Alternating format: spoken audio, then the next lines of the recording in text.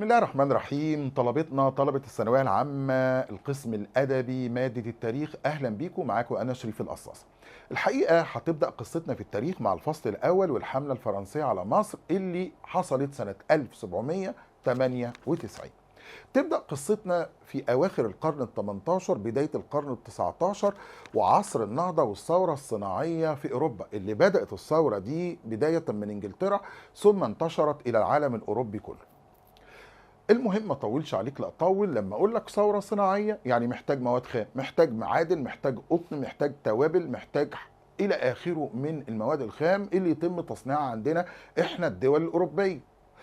بمناسبه الدول الاوروبيه كان في 3 ممالك في حاله صراع قوي جدا جدا في الفتره دي، كانت هولندا وفرنسا وانجلترا.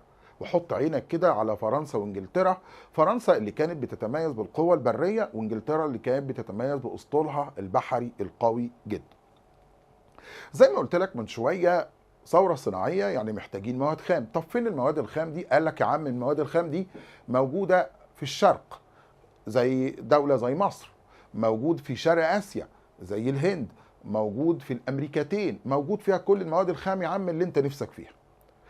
بس فين الوصلة؟ فين الطريق الواصل ما بين الشرق وأوروبا؟ وعشان كده فرنسا حطت عينها على مصر، لأن شافت إن مصر تتميز بميزتين. الميزة الأولى موقعها الاستراتيجي في وسط قارات العالم، اللي بيمنحها فرصة إنها تكون همزة وصل أو طريق وصل قصير جدا ما بين مصر وأوروبا، فأقدر أنقل المواد الخام بدون أي مشكلة وفي وقت قليل وبأمان. ليه بتقول أمان؟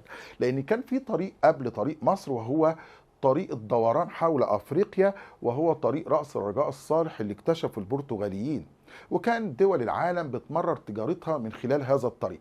لكن ما ننساش ان اللي مسيطر على الطريق دوت هي انجلترا باسطولها البحري القوي جدا، وفرنسا كان العدو اللدود والاول لانجلترا، فبالتالي ما كانش هينفع. فكنا احنا كفرنسا لازم ندور على بديل، ولقينا بديل قوي وهو مصر، اللي قلنا عليها همزة وصل بسيطة وقصيرة جدا ما بين دول الشرق واوروبا. ده مش بس كده، مصر كمان فيها ميزة تانية.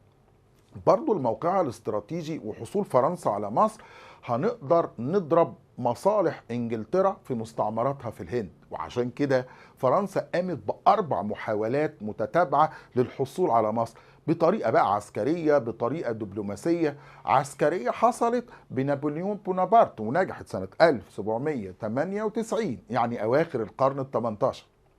دبلوماسيه بقى وظريفه جدا في نفس الوقت، لما حاول لويس ال16، نسيت اقول لك، ما هو الاربع محاولات بدات مع لويس ال14 ثم لويس ال15 ثم لويس ال16 ثم الحمله الفرنسيه بقياده نابليون بونابرت.